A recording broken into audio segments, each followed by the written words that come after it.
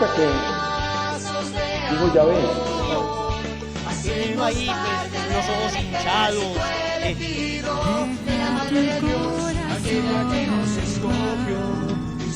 Conscientes de esto, vamos a ser mucho más efectivos en el momento de practicar la caridad y no... Segunda trampa. Bendiciones. Listo. Lección número 26. Última lección de conocimiento de María.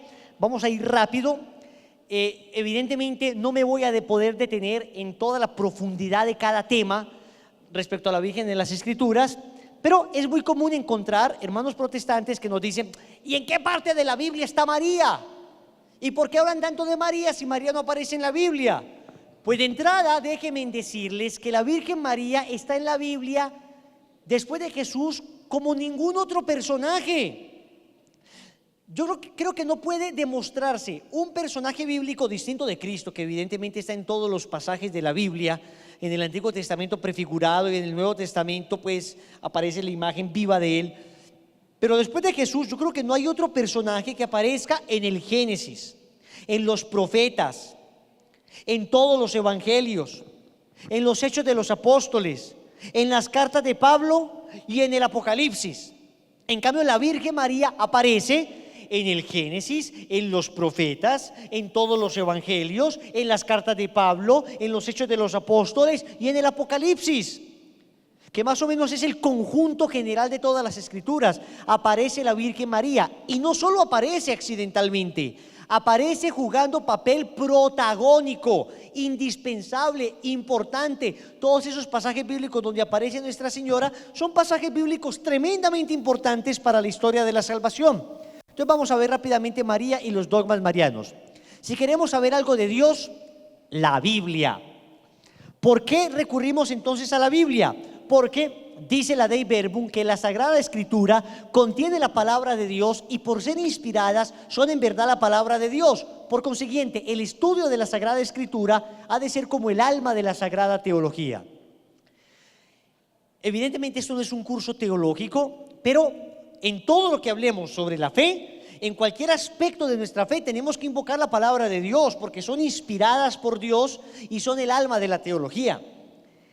Y por consiguiente, el estudio de la Virgen María, ustedes como consagrados a la Virgen deben tener, con la gracia de Dios, un fundamento bíblico bastante fuerte. Y por eso hay una exhortación apostólica del Papa Pablo VI, que se llamaba Marialis Cultus, se llama la exhortación apostólica Marialis Cultus, y él habla allí, el Papa Pablo VI, de la necesidad de que el culto a la Virgen sea un culto justificado bíblicamente, y dice: la necesidad de una impronta bíblica en toda forma de culto es sentida hoy como un postulado general de la piedad cristiana. Es decir, cualquier devoción que tengamos, cualquiera que sea, la devoción a la sangre de Cristo, al divino niño, al inmaculado corazón de María, al sagrado corazón, pues debe tener, dice, un soporte bíblico, una impronta bíblica. El progreso de los estudios bíblicos, la creciente difusión de la Sagrada Escritura y sobre todo el ejemplo de la tradición y la moción íntima del Espíritu orientan a los cristianos de nuestro tiempo a servirse cada vez más de la Biblia como del libro fundamental de oración y a buscar en ella inspiración genuina y modelos insuperables. Claro, no es que la Iglesia Católica haya, escúchenme en esto, no es que la Iglesia Católica haya prohibido la Biblia, como dicen los hermanos evangélicos. Jamás la Iglesia prohibió la Biblia. El mismo Martín Lutero, que fue el que empezó la Reforma Protestante, que más bien se le debe llamar cisma protestante, porque Lutero no reformó ninguna iglesia, él se separó y fundó una nueva iglesia, distinta completamente, no la Iglesia de Cristo. El mismo Lutero era profesor de Sagrada Escritura, él era profesor de la Carta a los Romanos en Alemania. ¿Cómo va a decir después que la Iglesia prohibía la Biblia si él, cuando era sacerdote católico agustino, era profesor de Biblia? Y luego nos dicen: pero antes los padres decían que no leyeran la Biblia. No, señores, lo que pasa es que antes no era fácil tener una Biblia. Antes, en la época de Martín Lutero, apenas inventaban la imprenta. Gutenberg en Alemania apenas estaba inventando la imprenta. Por consiguiente, tener una Biblia no era pues ir a comprar a las Paulinas. Tener una Biblia significaba tener un monje amanuense que escribiera, transcribiera página por página en pergaminos, que era cuero de animales, en pergaminos gigantes. Para almacenar una Biblia tenían que tener un cuarto entero para tener todos los pasajes de la Biblia. Entonces no era pues una Biblia de bolsillo como la nuestra. Entonces no era fácil. Y además, los que pudieran tener el dinero para comprar una Biblia, para mandar a los monjes católicos, que era la única iglesia que existía, a escribir la Biblia, tenía además que saber leer. Y no era usual encontrar personas cultas. El analfabetismo era altísimo en la Edad Media, en esa época. Entonces no es que la gente no tuviera prohibido tener la Biblia, no, simplemente no era fácil conseguirla, y los que la conseguían no era fácil leerla porque no sabían. Pero hoy todo el mundo puede leer la Biblia, hoy la tienes en tu celular, hoy la cargas contigo. Entonces dice el Papa, como hoy es más fácil, entonces es mucho más fácil poner y mostrar a la Virgen María en las Escrituras. Y dice, el culto a la Santísima Virgen no puede quedar fuera de esta dirección tomada por la piedad cristiana. Al contrario, debe inspirarse particularmente en ella, en la Biblia, para lograr nuevo vigor y ayuda segura. La Biblia, al proponer de modo admirable el designio de Dios para la salvación de los hombres, está toda ella impregnada del misterio del Salvador y contiene además, desde el Génesis hasta el Apocalipsis, referencias indudables de aquella que fue madre y asociada del Salvador. Pero no queremos que la impronta bíblica se limitase a un diligente uso de textos y símbolos sabiamente sacados de la Sagrada Escritura. O sea, no solamente un texto bíblico. Comporta mucho más. Requiere en efecto que de la Biblia tomen sus términos y su inspiración las fórmulas de oración y las composiciones destinadas al canto. O sea, no solamente decir la Virgen está en Génesis 3:15, en Isaías 7:14, en Miqueas 5:2. No simplemente recordar unos textos, sino, hablar a la Virgen como aparece en la Biblia, orar a la Virgen como aparece en la Biblia. Entonces por eso rezamos el Ave María, por eso el Magnificat, que es una oración bíblica, por eso ella la llamamos dichosa por haber creído. Es decir, no solamente unos textos, sino entender a María en realidad en el contexto de todas las Escrituras. Y exige sobre todo que el culto a la Virgen esté impregnado de los grandes temas del mensaje cristiano, a fin de que al mismo tiempo que los fieles veneran la sede de la sabiduría, que es la Virgen, sean también iluminados por la luz de la palabra divina e inducidos a obrar según los dictados de la sabiduría encarnada. Es decir, no solamente decir, la Virgen aparece en la Biblia, miren qué belleza, sino decir, miren cómo la Virgen tenía fe. Y miren cómo le dijo sí al Señor, y esa misma fe debemos tener nosotros. Eso es lo que está diciendo el Papa Pablo VI. No solamente sacar los títulos de la Virgen, sino imitarla conforme aparece en las Escrituras. Miren, la Biblia empieza y termina con María. Génesis 3:15. María es como un paréntesis. Y como que la historia de la salvación se abre con ese paréntesis. ¿Qué dice Génesis 3:15? Les voy a decir los textos para que vamos rápido, porque la inmensa mayoría me lo sé de memoria. Dice Génesis 3:15, el Señor Dios maldice a la serpiente diciéndole, después de que ésta hace pecar a Adán y Eva, y le dice a la serpiente, pondré enemistad entre ti y la mujer, entre tu descendencia y la suya. Ella, la descendencia de la mujer o la misma mujer, ella te pisará la cabeza mientras tú tratas de herir su talón. Palabra de Dios. ¿Quién es esa mujer? Atentos. ¿Quién es esa mujer que tiene una enemistad perpetua con la serpiente y cuya descendencia es tan santa que es capaz de aplastar la cabeza de la serpiente? ¿Quién es? No podía ser Eva. No podía ser Eva. Porque si la enemistad que Dios propone es una enemistad total, Eva ya había sido amiga de la serpiente cuando accedió a comer del fruto prohibido. Y si lo que Dios promete es que la descendencia de esa mujer aplastará la cabeza, no podía ser Eva, porque la descendencia inmediata de Eva, Caín y Abel, vemos que no terminó muy bien Caín, asesinando a Abel. Entonces no puede ser Eva, tiene que ser una mujer que no tenga amistad con el demonio, y por eso la Virgen María es Inmaculada Concepción, es decir, ni siquiera el pecado original. Y una mujer cuya descendencia aplaste la cabeza de la serpiente. Y en la cruz, Cristo, descendiente de la mujer, aplastó la cabeza de la serpiente. ¿Quién como Dios? Entonces se abre un paréntesis con Génesis 3:15, la mujer. Bien. Y luego al final, ¿cuál es el primer libro de la Biblia? ¿El primero? ¿Y cuál es el último? Ok, entonces se abre la Biblia con el Génesis, hablando de la Virgen María, de la historia de la salvación, y se cierra la Biblia con el Apocalipsis, hablando de María. Quiero que escuchen el texto tal cual aparece. Apocalipsis capítulo 12 versículo 1. Génesis 3:15 se abre el paréntesis. Apocalipsis se cierra el paréntesis con María. Apareció en el cielo una señal grandiosa, una mujer vestida del sol, con la luna bajo sus pies y una corona de 2 estrellas sobre su cabeza. Palabra de Dios. Miren su imagen de la Virgen de Guadalupe, por favor. ¿La tienen ahí? Si ustedes ven, en la parte de atrás salen como unos rayos. ¿Saben por qué salen unos rayos? Porque el sol está detrás de ella. Es una mujer vestida de sol. Y si tuviéramos la imagen completa de la Virgen de Guadalupe, observarían que abajo está la luna, con la luna bajo sus pies. Y si ustedes miran la imagen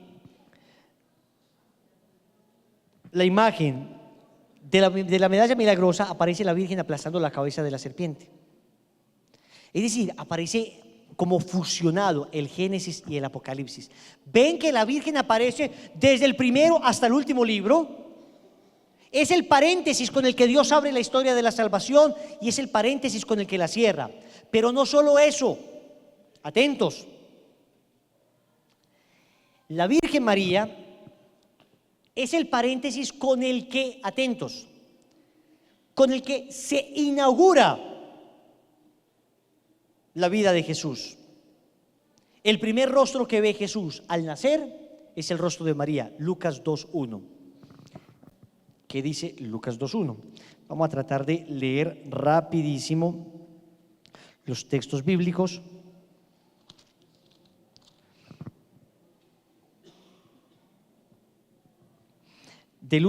Lucas 2, del 1 al 6. Pero bueno, no voy a leer desde el 1, simplemente voy a leer. La Virgen María tuvo que irse a Belén y dice: mientras estaban allí se le cumplieron los días del alumbramiento y dio a luz a su primogénito, lo envolvió en pañales y lo acostó en un pesebre. Palabra del Señor. Gloria a ti, Señor Jesús. Porque cuando se lee el Evangelio se dice palabra del Señor y se responde. Todo lo otro es palabra de Dios, pero en cambio el Evangelio es palabra del Señor Jesús. ¿Quién como Dios? Nace el niño Dios y la primera que ve es a su mamá. El nacimiento de Jesús está marcado por la presencia de María. Jesús muere. Juan capítulo 19 versículo 25. Se lo voy a decir. Cerca de la cruz de Jesús estaba su madre, María, y la hermana de su madre, María de Cleofás. Y junto a ella, junto a su madre, el discípulo que más amaba.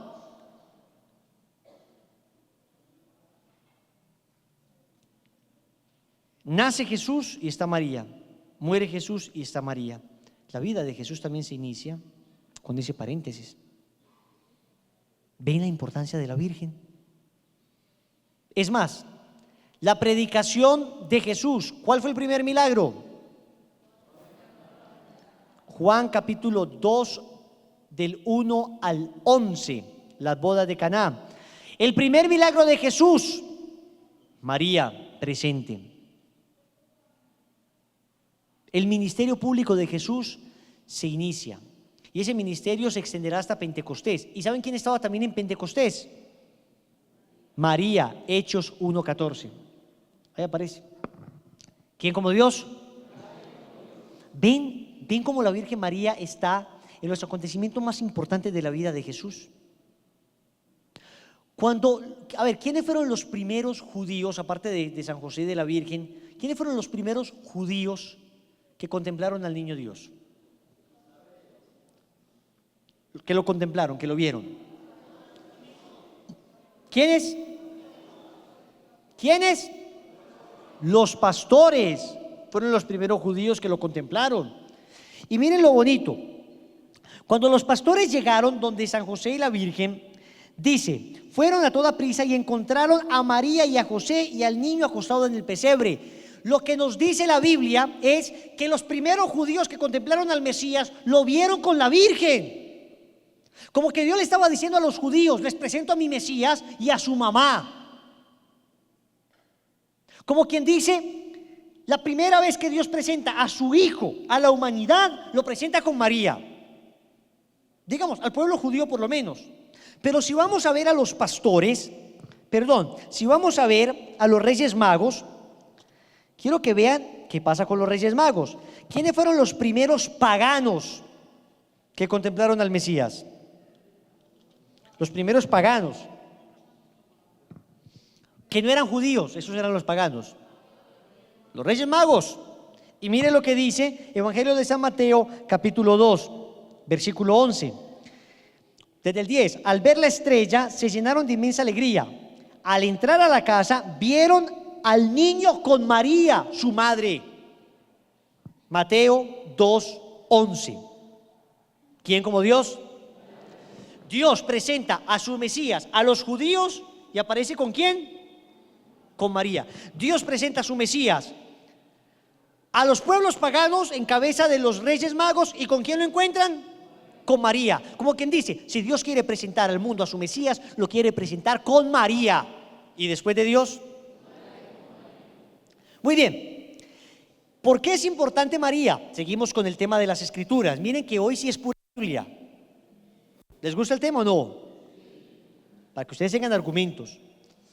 ¿Por qué es tan importante María? Hay que entender que en la Biblia todo se entiende en términos de alianzas. Hay dos alianzas grandes, la antigua alianza o el Antiguo Testamento y la nueva alianza o el Nuevo Testamento. En la antigua alianza hubo una alianza progresiva de Dios. Dios hace una alianza con una pareja, Adán y Eva, y ellos le fallan. Después la alianza, Dios no traiciona esa alianza. Aunque Adán y Eva fallan, Dios sigue fiel a su alianza. Y después hace esa alianza con una familia, ya no con una pareja, la familia de Noé. Y ustedes saben que Noé, después de que sale del arca, se pega mera borrachera. Y las hijas lo ven en pelota por ahí en la calle, ¿sabían? Así fue, Noé se pegó una rasca. Y entonces Noé falla y la alianza sigue en pie. Después, ya no con una pareja, Adán y Eva, ya no con una familia, la familia de Noé, sino con una tribu. Dios llama a Abraham y forma una tribu con Abraham. Y ustedes saben que Abraham también le embarró. Abraham terminó acostándose con Agar, la sierva de su esposa, y tuvo un hijo del adulterio, y Dios siguió fiel a su alianza. Pero Dios, después de ya no una familia, ya no una pareja, ya no una familia, ya no una tribu, sino que llama un pueblo con Moisés. Y ya con un pueblo también Moisés falló. Moisés no vio la tierra prometida. Desde el monte Nebo Moisés tuvo una visión, pero no entró a la tierra prometida. No la vio físicamente, tuvo una visión de la tierra prometida. Porque Moisés dudó también. Dios le había dicho que tocara con su vara una vez la piedra para que brotara agua, y Moisés dudó y tocó 2 veces la piedra. Y también Moisés falló y la alianza siguió firme. Después Dios hace una alianza con David, ya no con una pareja, ya no con una familia, ya no con una tribu, ya no con un pueblo, sino con un reino. ¿Ven cómo se va extendiendo? Y David también falló. En el capítulo 9 del segundo libro de Samuel aparece el pecado de David. Se enamoró de una muchacha, la vio desde el tejado, la mandó llamar, se sentó con la muchacha a dibujar un niño, la embarazó. Betsabé se llamaba, y después de embarazar a Betsabé, mandó matar al esposo, el rey David, ¿sabían? Así fue este chimbenguenchón. Y Dios siguió fiel. Pero después, miren que Dios va ampliando las alianzas.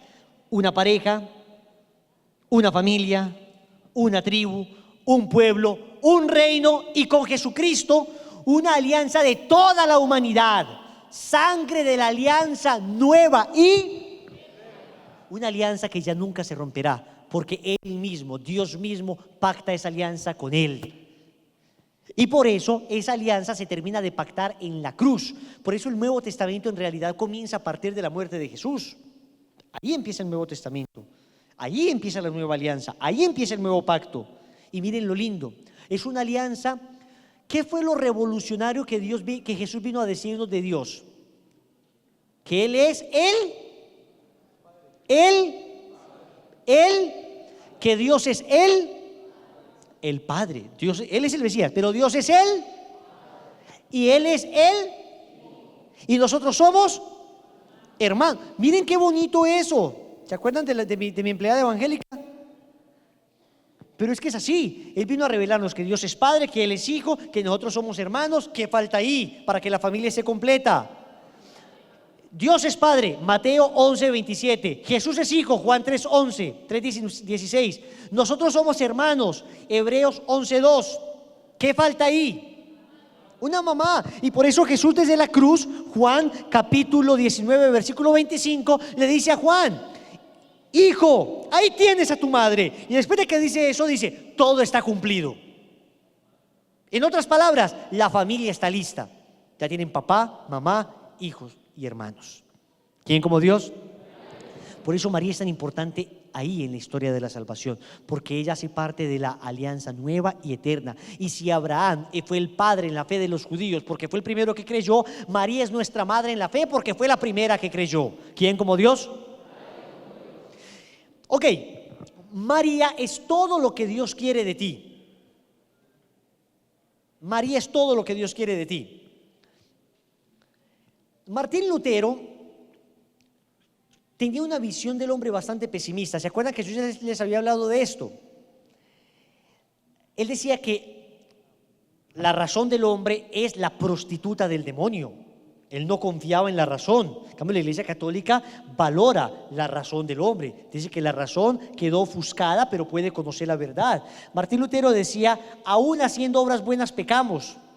La Iglesia dice: hombre, no, una persona puede hacer obras buenas naturalmente. Martín Lutero decía: el hombre es incapaz de realizar obras agradables a Dios. En cambio, la Iglesia dice: hombre, no, el hombre quedó herido por el pecado original, pero es capaz de hacer cosas buenas por Dios. Entonces, ¿por qué esto es tan importante? Porque como nosotros, para Martín Lutero, que fue el padre del protestantismo, somos una basura completa, entonces Dios, ¿qué puede hacer con la basura? Cogerla y echarle un basurero y poner el basurero bien bonito. Eso es lo que, según los protestantes, Dios hace con nosotros.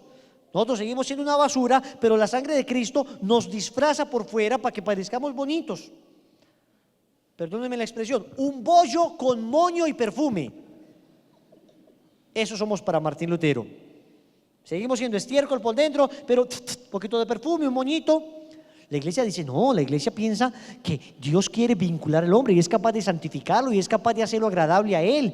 Y por eso Dios quiere unir al hombre a la historia de la salvación. Por eso Dios quiere que los hombres se salven con ayuda de los propios hombres. Y por eso Él no le predica directamente la palabra a todo el mundo, sino que te utiliza a ti para que le predique la palabra de Dios a tu familia. A ti para que hables de Dios en todas partes. Uno dice: pero ¿por qué no se aparece simplemente a mi familiar que es tan ateo? Porque te tiene a ti, que eres imagen y semejanza de Él, para que prediques. Y así gana doble. Así te salvas tú, porque quienes ayudan a otros a llegar al cielo brillarán como estrellas en el firmamento. Tú te salvas por predicar y se salva el otro también. Es un negocio redondo. Entonces Dios quiere vincularte a su salvación, a su historia de la salvación. Y vinculó de manera particular a la Virgen María, tanto que el cuerpo de Cristo que nos redimió se lo dio María. La sangre de Cristo era la sangre de María, los ojos de Cristo los mismos ojos de su mamá. ¿Quién como Dios? Y después de Dios. Entonces Dios quiso participar a la Virgen María de una manera especial en nuestra historia de la salvación. ¿Cuál es, por decir algo, el privilegio más importante de la Virgen María?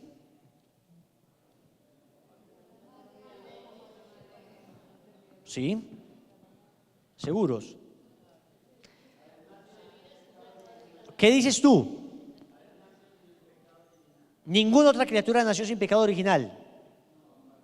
Adán y Eva nacieron sin pecado original. Los ángeles fueron creados sin pecado original. Entonces, bien por esa. Pero miren que es un privilegio que han tenido otros también. La obediencia, muchos también obedecieron. Que subió a los cielos, pues Enoc y Elías también subieron a los cielos. Que era virgen, Pues muchas santas han sido vírgenes. Pero miren, ¿qué tiene la Virgen María que no tenga nadie más? Ser la madre de Dios. O sea, ninguna otra criatura puede llamar a Jesucristo hijo mío. San José adoptivamente. Pero la Virgen es la única que puede decir en propiedad, tú eres mi hijo. La maternidad divina. Pero ¿cómo que maternidad divina? Entonces llega un evangélico y le dice, yo no creo que María sea madre de Dios, María es madre de Jesús, no de Dios. Miren, eso es muy fácil de resolverlo. Uno le dice, ok, ¿y tú crees que Jesús es Dios? Sí. Entonces, si María es madre de Jesús, ¿es madre de Dios? ¡No! Pero entonces, mire, vamos a explicarlo desde las Escrituras. Resulta que María sea madre de Dios no se lo inventó la iglesia, lo dice la Biblia. Lucas 1:43, cuando la Virgen María llega a Ein Karen, que fue la ciudad de Judea o de Judá, donde visitó a su prima Isabel le dice, ¿quién soy yo para que la madre de mi Señor me visite? Mi Señor en griego, porque el Nuevo Testamento se escribió en griego, la palabra que utiliza el original griego de San Lucas es Kyrios. ¿Quién soy yo para que la madre de mi Kyrios me visite? Y Kyrios, traducido al hebreo, es Adonai. O sea que Señor en español, Kyrios en griego y Adonai en hebreo es exactamente lo mismo. Madre de Kyrios, madre de Adonai, y Génesis 15:2 dice que Adonai es Dios. O sea que la Biblia dice, Isabel dice, llena de Espíritu Santo, atentos, porque en la Biblia pues hay muchos que dicen por ahí cosas que no son. O sea, Judas, aparece también un texto bíblico donde está Judas, pues entregando a Jesús, ¿no? Ay, uno tiene que imitar todo lo que dice la Biblia. Pues hombre, no, pues Judas se ahorcó. ¿Cómo imitar eso? O sea, la Biblia es palabra de Dios en la medida en que todo lo que hay nos da un mensaje. Pero es que Isabel estaba llena del Espíritu Santo. Dice Isabel, cuando escuché tu saludo, el niño que está en mi vientre saltó. Lo dijo llena del Espíritu Santo. Se llenó de Espíritu Santo. Y dice, ¿quién soy yo para que la madre de mi Señor? Es decir, la misma Biblia llama a María la madre del Señor, es decir, la madre de Dios. Que alguien diga que esto es mentiras, le tendría que decir mentirosa a la Biblia. ¿Quién como Dios? ¿Qué significa? ¿Significa que María creó a Dios? ¿Por qué la madre de Dios? No, la iglesia nunca ha dicho eso. Vamos a ver con lógica. Vamos a ver. Ann Dunham es la madre de Barack Obama. ¿Ok? ¿De acuerdo? Créanme. Búsquelo en Wikipedia, en internet, haga un Google y lo encuentra. Ann Dunham es madre de Barack Obama. Ok, Barack Obama es presidente. Ann Dunham es madre del presidente. ¿Estamos de acuerdo? Ahora veamos. María es madre de Jesús. ¿De acuerdo? Mateo 1:18, 2:11, 2:3, etc. Jesús es Dios. ¿De acuerdo? Juan 1:1, segunda de Pedro 1:1, etc. Por consiguiente, María es madre de Dios. Lucas 1:43. Atentos. Sigue. Ok. ¿Significa eso que Ann Dunham hizo presidente a Barack Obama? Ella lo hizo presidente. La que lo hizo presidente fue el pueblo de Estados Unidos, hizo presidente a Barack Obama. Y la presidencia es una institución que existe antes de que existiera Ann Dunham. Ann Dunham no le hizo presidente, pero como su hijo es el que fue elegido presidente, ella es perfectamente la madre del presidente, aunque ella no lo haya hecho presidente. Lo mismo con la Virgen. La divinidad de Cristo es anterior a María, sí, pero como el Hijo es Dios, entonces María es madre de Dios. Como ese hijo que ella tuvo es Dios, María es madre de Dios. ¿De acuerdo? ¿Quién como Dios? En griego se dice Theotokos o Theotokos. Desde el siglo IV ya Orígenes, un santo, un padre de la iglesia, llamaba a María madre de Dios. O sea que eso no se lo inventó la iglesia ahora, sino desde siempre. Hasta Martín Lutero, padre del protestantismo, creía que María era madre de Dios. al llamar a María Madre de Dios, dice, se compendia todo su honor y nadie puede decir algo más grande que esto. Eso lo dice en un comentario al Magnificat Martín Lutero. Ahí está la cita. Cuando un evangélico le diga, María no es Madre de Dios, usted le dice, venga, ¿usted cree en Martín Lutero? Claro que sí. Pues Martín Lutero acepta que María es Madre de Dios después de ser protestante y lo aceptaba como un hecho bíblico. ¿Quién como Dios?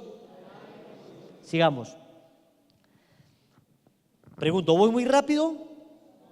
¿Vamos bien? ¿Todo claro? Saquen una hojita, examen. ¿Fue María siempre virgen? Sí, vamos a ver. Isaías 7:14, anoten, dice lo siguiente. Porque muchos hermanos evangélicos te van a decir, María no fue siempre virgen. ¿Sabe qué es lo más triste? Que algunos hermanos católicos también confundidos te van a decir, sí, María no fue siempre virgen. Ay, hermanitos católicos tan perdidos. ¿Por qué nosotros defendemos que María fue siempre virgen? Miren, no por María. Si nosotros quisiéramos decir un privilegio, un atributo de María, para el pueblo de Israel la virginidad no era ningún atributo. Todo lo contrario, tener muchos hijos era una bendición, al nivel que cuando una mujer era estéril se consideraba que era maldita por Dios. O sea, si quisiéramos decir un privilegio de la Virgen, pues estaríamos diciendo, no, la Virgen tuvo 1000 hijos, pues fue muy fecunda, Dios la bendijo mucho. ¿Saben por qué nosotros defendemos la virginidad de María? Por 2 razones. Porque la Biblia nos dice que fue siempre virgen. Y porque defendiendo la virginidad de María, defendemos el mesianismo de Cristo. Resulta que Israel esperaba el cumplimiento de las profecías. Y para reconocer al Mesías, ellos tenían una profecía muy clara. La profecía del profeta Isaías, capítulo 7, versículo 14. Nosotros tenemos hoy clasificación de versículos y capítulos, ellos no. Ellos sabían la profecía de Isaías, se la sabían de memoria. ¿Y qué decía la profecía de Isaías? Isaías, estamos hablando de siglos antes de Cristo. Y ya Isaías había profetizado, el mismo Señor les dará la señal. Isaías está hablando de una señal para reconocer al Mesías que el pueblo de Israel tendrá que reconocer. Una señal, claro, una señal está hecha para significar algo. La señal está hecha para que sea visible. Un semáforo es una señal. Y si el semáforo no se ve, pues no sirve para nada. Entonces dice que la señal, he aquí que la Virgen concebirá y dará a luz un hijo, al que pondrá por nombre Emmanuel. Esto es Dios con nosotros. ¿Cuál es la señal? Una virgen que concibe y da a luz. Esa es la señal. Una virgen que concibe siendo virgen y una virgen que da a luz siendo virgen. Porque pues para que sea señal tiene que seguir siendo virgen. Veamos. La virgen es la señal. Y miren esto, cuando una señal cambia, cambia su significado. Me explico. Una mujer es virgen y tiene un hijo, significa que ese hijo es el Mesías. La señal de la virginidad tiene un significado, su hijo es el Mesías. Si esa señal se pierde, su hijo deja de ser el Mesías. Cuando cambia la señal, cambia el significado. Veámoslo con un ejemplo sencillo. Un semáforo en rojo es una señal. ¿Qué significa? Cuando cambia a verde, cambia la señal. ¿Qué pasa con el significado? Que también cambia. Si cambia la señal, cambia el significado. Si es rojo, frenar. Si es verde, seguir. Lo mismo pasa con María. Si María es señal, su virginidad tiene que ser perpetua para que siga siendo señal del Mesías. Que María es virgen significa que Jesús es el Mesías. María deja de ser virgen significa que Jesús no es el Mesías. Por eso María tenía que seguir siendo virgen siempre, porque en la profecía de Isaías decía que ella era la señal. Si hubieran visto a Jesús, tú eres el Mesías, sí, y a ver la mamá virgen, la señora de 14 hijos es su mamá. Esa es la señal, la de los 24 hijos de allí. No, tiene que ser una mujer virgen todavía, una mujer sin hijos, para ilustrar la misma señal. ¿Quién como Dios? Y la profecía de Isaías dice un doble milagro. Dice que una virgen concibe y una virgen da luz. ¿Quién concibe? La Virgen. ¿Quién da luz? Es un doble milagro. Los ¿quién cree en la palabra de Dios? Los judíos no creyeron en ninguno de los dos milagros. Los judíos dijeron, le preguntaron a los judíos, ¿la Virgen concibió siendo virgen? No. ¿La Virgen dio a luz siendo virgen? No. Los judíos no creyeron en ninguno de los dos milagros. Los judíos no creyeron en la palabra de Dios. Los protestantes creen en la mitad del milagro. Creen que la Virgen sí concibió siendo virgen, pero que cuando dio a luz ya rompió fuente. Los católicos, que creemos en la palabra de Dios y que creemos en los verdaderos milagros, que los protestantes viven diciendo, yo creo en un Dios de poder. Y luego te dicen, a ver, ¿y cómo hizo Jesús para nacer? Cuando nació tuvo que haber perdido la virginidad María. ¿Cuál es el Dios de poder en el que crees? El mismo que entró sin violar la virginidad, salió sin dañar la virginidad. Como un rayo de luz atraviesa un espejo sin mancharlo ni opacarlo, así atravesó el vientre de la Virgen María Jesucristo sin mancharlo ni opacarlo. Y los católicos creemos, ¿la Virgen concibió virgen? Sí. ¿Y la Virgen dio a luz virgen? Sí. Creemos en los dos milagros. Los católicos creemos en la palabra de Dios y creemos en un Dios poderoso, porque Lucas 1:37 dice que para Dios no hay nada. ¿Quién como Dios? ¿Voy muy rápido o vamos bien? Muy bien, sigamos. Entonces, ¿por qué defendemos la virginidad de María? Porque al hacerlo defendemos el mesianismo de Cristo. La virginidad no era ningún privilegio en Israel, más bien lo era la fecundidad. Segundo, porque es bíblico. Tercero, por lo siguiente. ¿Saben por qué Jesús no podía tener más hermanos? Porque Lucas 1:32, y se los voy a leer, el ángel le dice a María en Lucas 1:32 lo siguiente. El ángel le está hablando a la Virgen María en medio de la anunciación y le dice, el hijo que nacerá de ti serás grande y le llamarán Hijo del Altísimo, y el Señor Dios le dará el trono de David su padre y reinará sobre la casa de Jacob por los siglos y su reino no tendrá fin. Palabra del Señor. ¿Sabe qué pasaba en un reinado cuando un hermano moría y tenía más hermanos y él era el rey? Que el reino lo sucedía a su otro hermano. Si Jesús hubiera tenido más hermanos, en el momento en que Jesús murió, debió haber sido coronado rey de Israel, heredero del trono de David, su otro hermano. Pero no podía ser, porque él debía ser heredero eterno, lo dice el ángel. Por consiguiente, como heredero eterno, él no podía tener más hermanos, debía ser el único heredero. ¿Quién como Dios? ¿Clarísimo o no? ¿Dónde está? Otra pregunta, ¿por qué defendemos la virginidad de María? ¿Dónde estaban los supuestos hermanos de Jesús al pie de la cruz cuando él da a su madre en manos de Juan? Si tenía más hermanos, ¿por qué Jesús tiene que entregar su mamá en manos de un apóstol? Eso hubiera sido una afrenta contra su familia. Por Dios, como yo a punto de morirme y decirle a mi mamá, mamá, queda sola, y mi hermano me va a decir, ¿cómo que queda sola? Y mi papá me va a decir, ¿cómo que queda sola? Hágame el favor, queda con nosotros. Hijo, te la doy por madre, porque estaba solita y desde aquel momento él se la llevó a su casa. Dígame, si la Virgen María hubiera tenido más hijos, todos debían ser menores que Jesús. Y debía tener muchos hermanitos Jesús por ahí. ¿Y dónde le recibieran a la mamá? Irse a vivir ella a la casa de Juan, sabiendo que tenía la casa ahí del hijo, uno en la Floresta, el otro vivió en Calasanz, el otro. ¿Me hago entender? Clarísimo. ¿Quién como Dios? Y finalmente, ¿por qué defendemos la virginidad de María? Porque donde Dios pasa todo queda consagrado y sellado. Vamos a ver, en Ezequiel 44:2 dice que Dios pasó por esta puerta. Hay una puerta por la que pasa Yahvé. Y en el momento en que pasa Yahvé por esa puerta, dice el texto bíblico que inmediatamente después de eso nadie más puede pasar. Dice así: y Yahvé me dijo, este pórtico permanecerá cerrado, no será abierto y nadie pasará por él, porque por él ha pasado Yahvé, el Dios de Israel, quedará pues cerrado. Palabra de Dios. ¿Quién como Dios? ¿Y después de Dios? Porque por donde Dios pasa, todo queda sellado.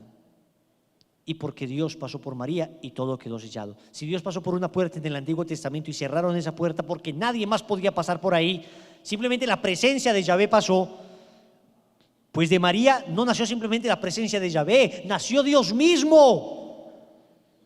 ¿Cómo después alguien más iba a pasar por ahí? ¿Quién como Dios? Sigamos.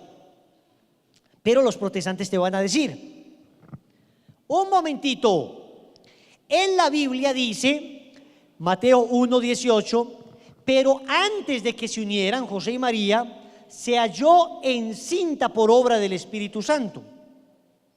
O sea, antes de que se uniera significa que después se unieron. Falso, ya lo vamos a demostrar. Después dicen los protestantes, en Mateo 1:25 dice, pero José no la conoció hasta que dio a luz a su hijo. Eso lo dice la Biblia.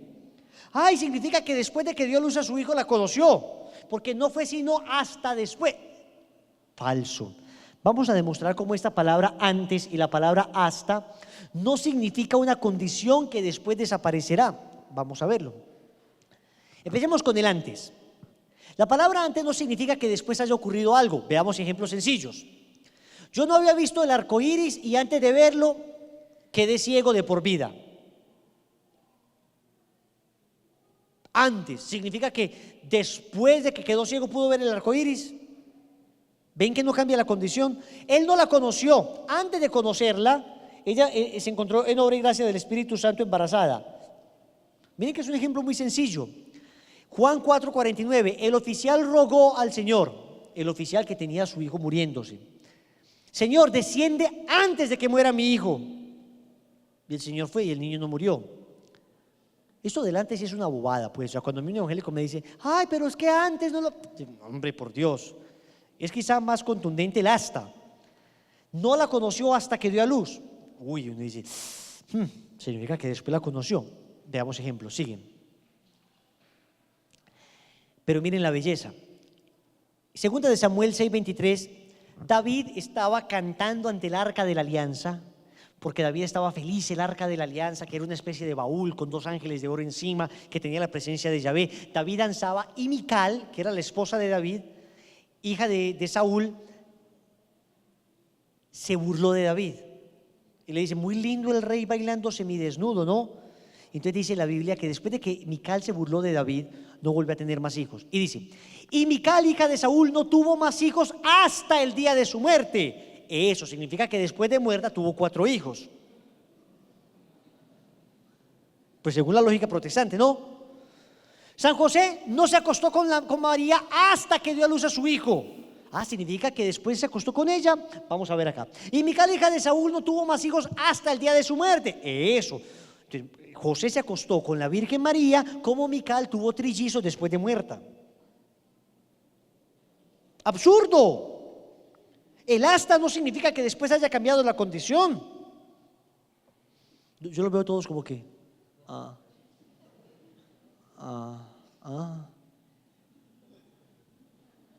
Les voy a preguntar, ¿hasta dónde entendieron? Antes de esto.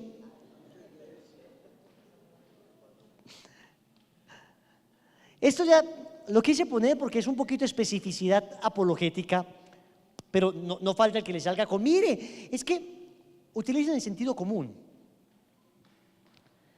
El evangélico le va a decir, o el hermano católico confundido le va a decir, vea que de acá dice que José no la conoció hasta que dio a luz, significa que después la conoció. Usted dígale, vea, Jesús va a estar con nosotros hasta el fin del mundo, significa que después del fin del mundo no va a estar. También va a estar con nosotros. La condición no cambia. Entonces miren, acá hay una línea que se llama el fin del mundo. Vamos a ver. Y Jesús está con nosotros hasta el fin del mundo. Ven para acá. Entonces, supongamos, yo soy Jesús y ella es nosotros, la humanidad. Entonces acá está el fin del mundo. Entonces, como la Biblia dice que yo voy a estar con ustedes hasta el fin del mundo, llegamos al fin del mundo, acá me detuve y sigue usted solita porque yo no puedo seguir contigo porque era hasta el fin del mundo. Hombre, por Dios, lo que yo estoy diciendo es que quiero recalcar que en ese espacio de tiempo voy a estar con ustedes. Lo mismo San José y la Virgen. San José y la Virgen no se conocieron hasta que tuvo a su hijo. ¿Significa que después de que tuvo a su hijo sí la conoció? Tampoco. No la conoció porque sabemos que la Virgen siguió siendo virgen y que Jesús no tuvo más hermanos. ¿Quién como Dios? Muy bien, mija. Ok, sigamos. Luego te van a decir los hermanos protestantes, pero es que en Lucas 2:7 dice que la Virgen María dio a luz a su hijo primogénito. Entonces te van a decir, primogénito. Primogénito significa el primero entre varios. Primo, primero, génito, nacido, el primer nacido. Entonces te van a decir, si María tuvo un primogénito, debió tener un segundo génito, un tercero génito, un cuarto génito. Y parece muy lógico, pero también es falso. Primogénito no significa en la Biblia el primero entre varios. Primogénito en muchas ocasiones en la Biblia se utiliza como sinónimo de unigénito, el único nacido. Primogénito, el primer nacido; unigénito, el único nacido. En muchas ocasiones, veamos, porque primogénito era un título de honor. ¿Quién era el primogénito? El primero que nacía hombre, independientemente si después tenían más hijos o no. Veamos ejemplos bíblicos. Sigue. David es llamado primogénito en Salmo 89:27, y David era el último de los hijos de Jesé. ¿Ustedes se acuerdan cuando el profeta Samuel fue donde Jesé a escoger el rey? Y que le presentaron a todos los hijos de Jesé y ninguno, pues, había un tipo así, más o menos como yo, alto, musculoso, un tipo pues, ¿por qué te ríes? Y entonces Samuel dijo en su corazón, este es. Y Dios dice, no, ustedes los hombres miran las apariencias, yo miro el corazón, a este lo he descartado. Entonces le dice Samuel, ¿y dónde está tu otro hijo? Y dice, no faltan hijos, acá están todos. Y Jesé dice, ay, sí, hombre, me falta uno.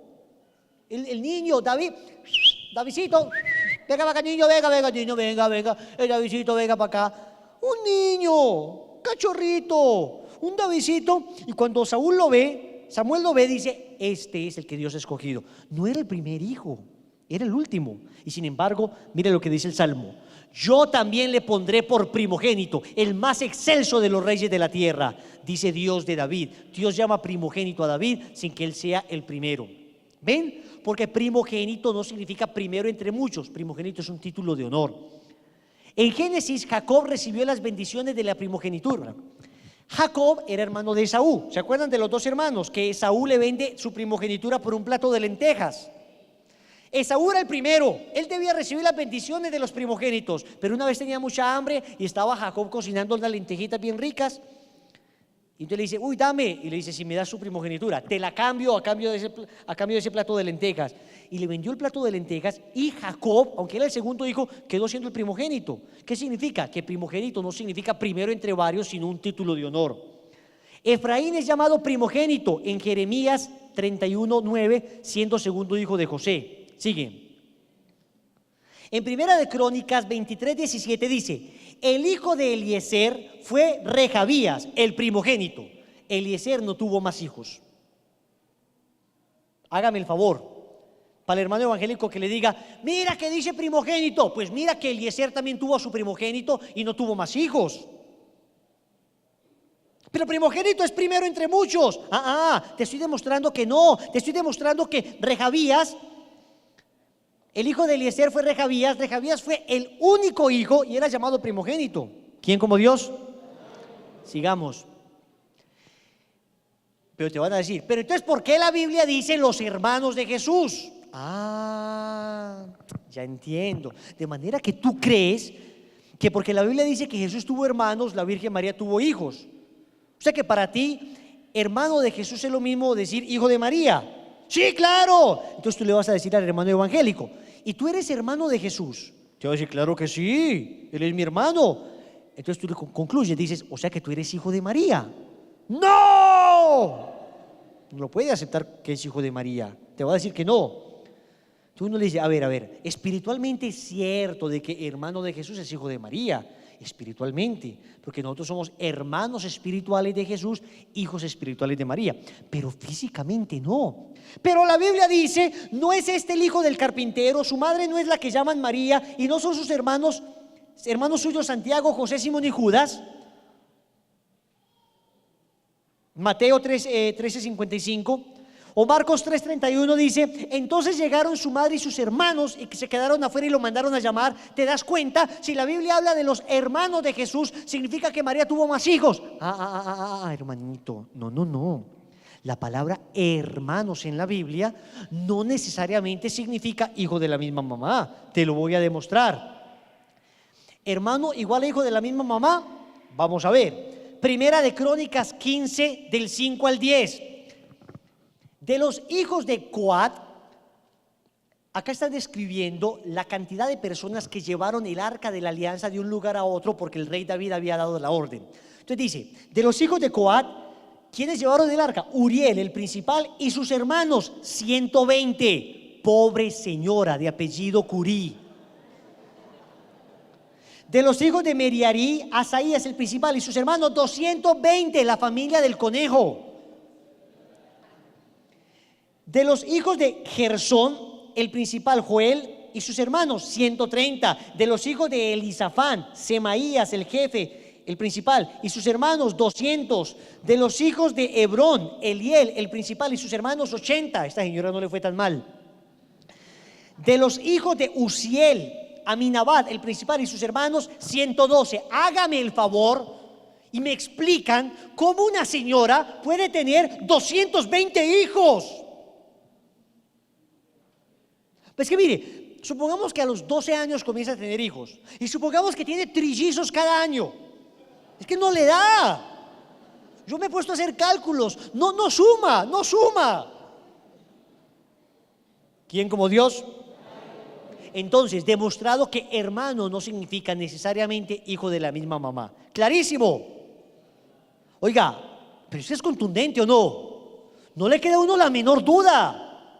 Hay cómo responderle a nuestros hermanos protestantes sobradamente. Sigamos. ¿Quiénes son llamados hermanos en la Biblia? En la Biblia son llamados hermanos muchas relaciones diferentes. Veamos. Personas del mismo pueblo o raza. Segunda de Samuel 19:13. Vosotros sois mis hermanos. Y está utilizando vosotros sois mis hermanos hablando del pueblo.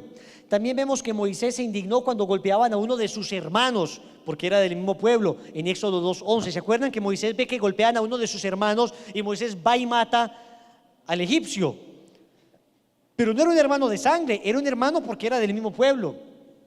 También son llamados hermanos en la Biblia las personas que ejercen las mismas funciones.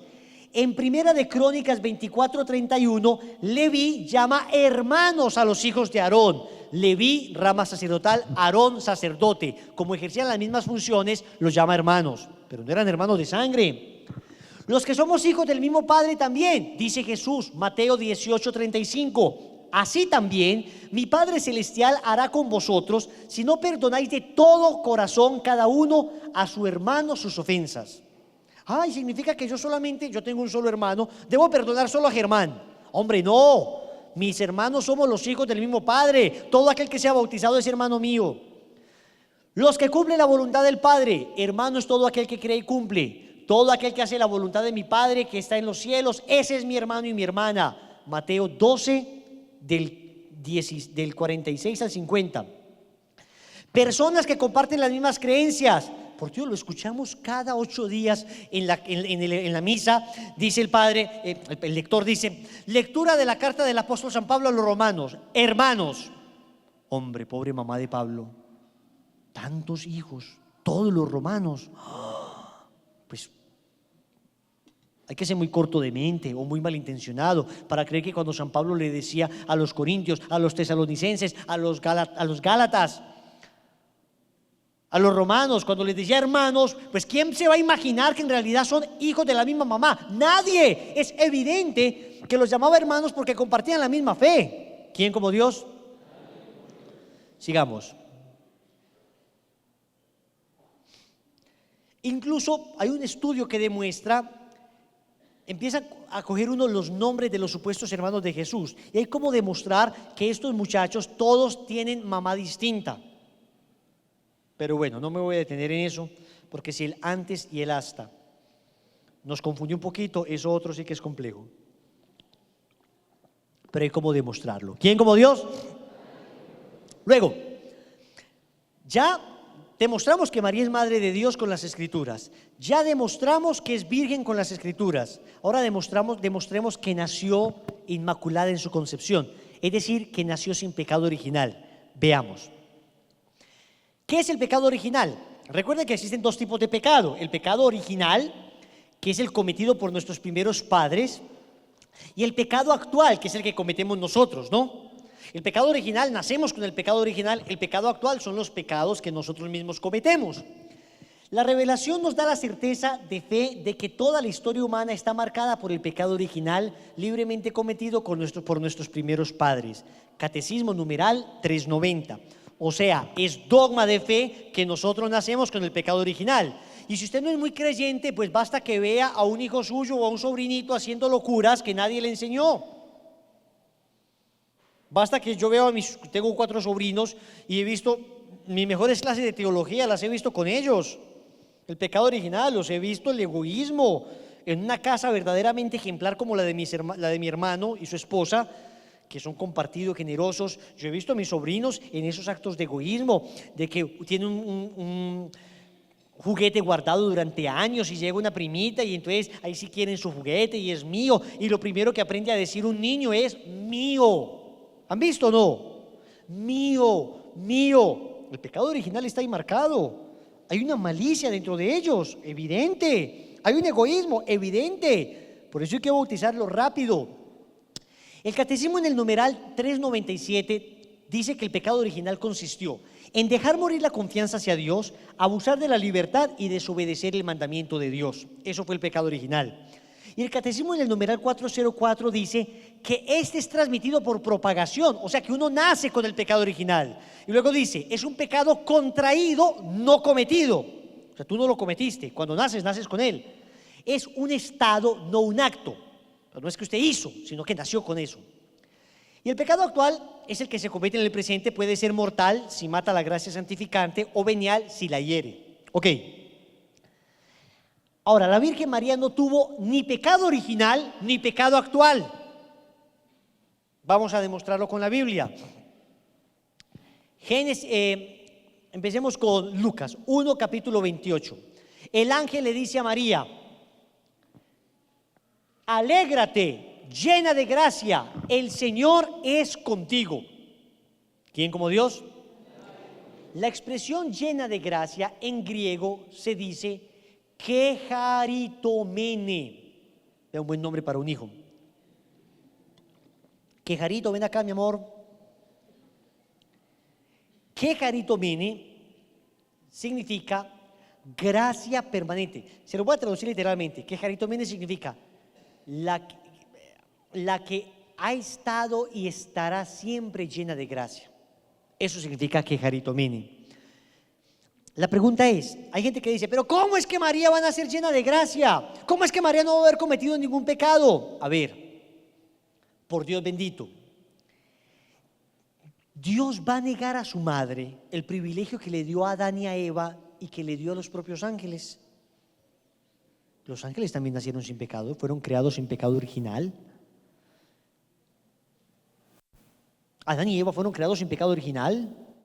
¿Dios va a negar a María eso? ¿Cómo se lo va a negar?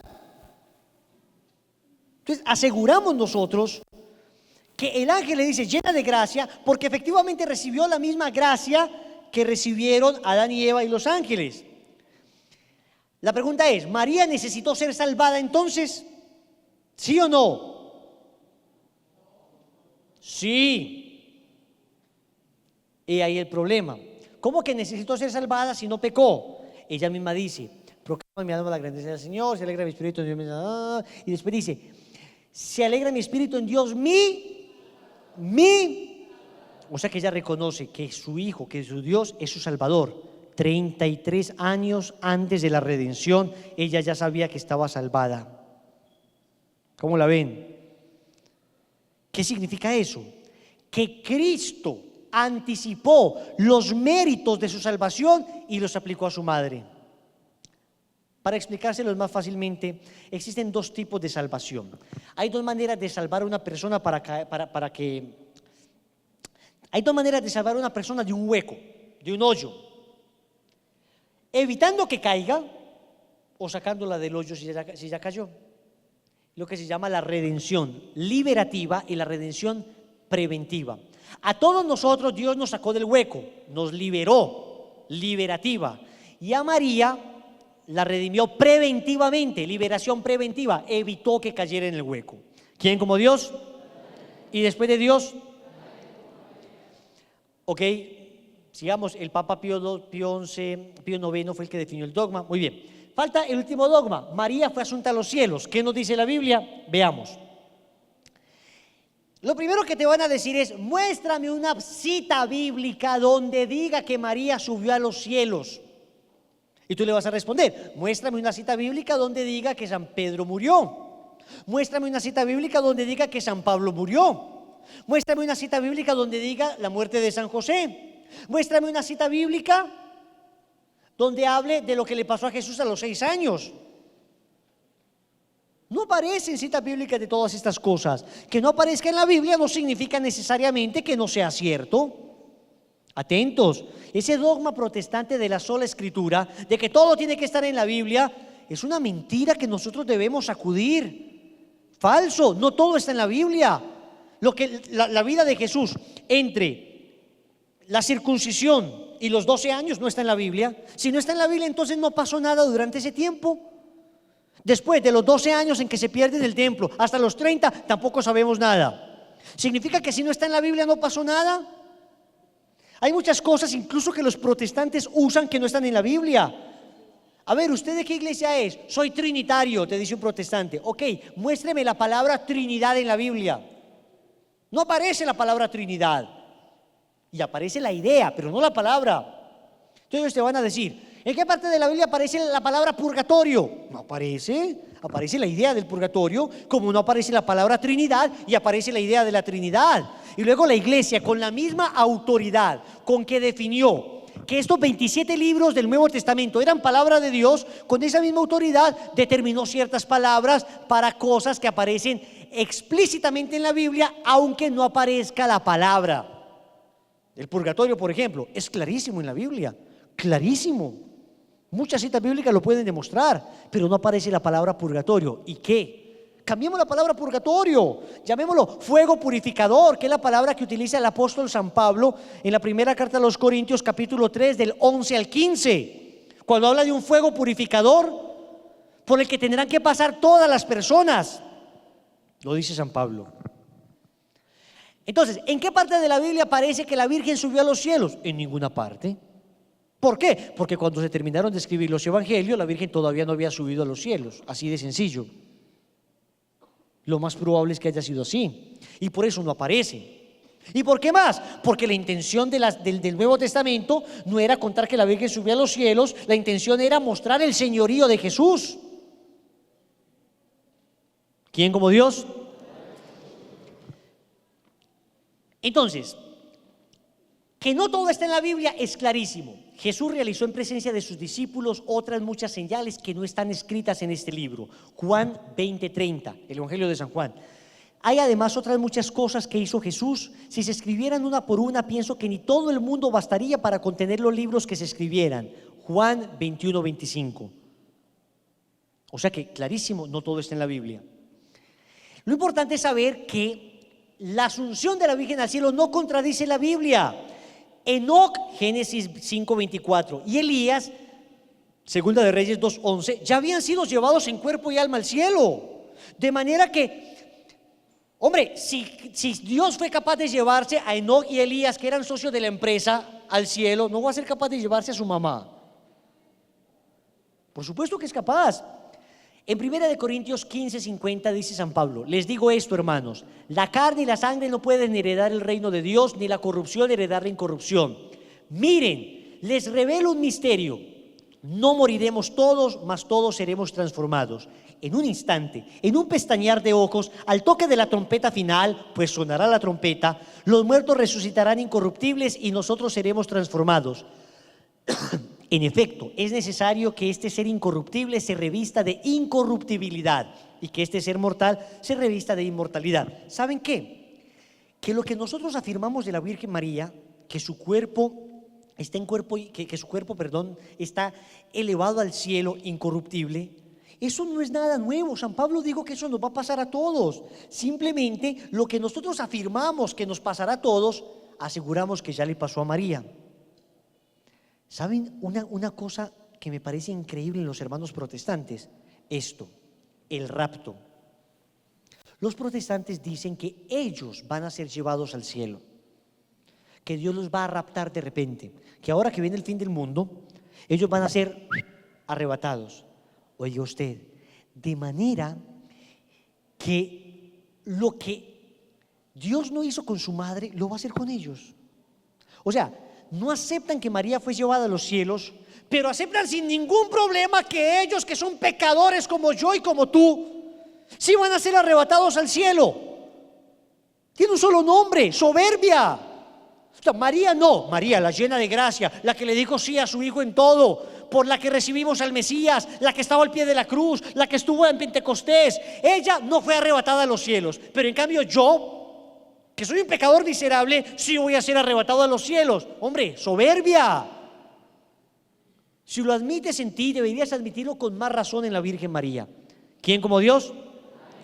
Y después de Dios, ¿para dónde vamos?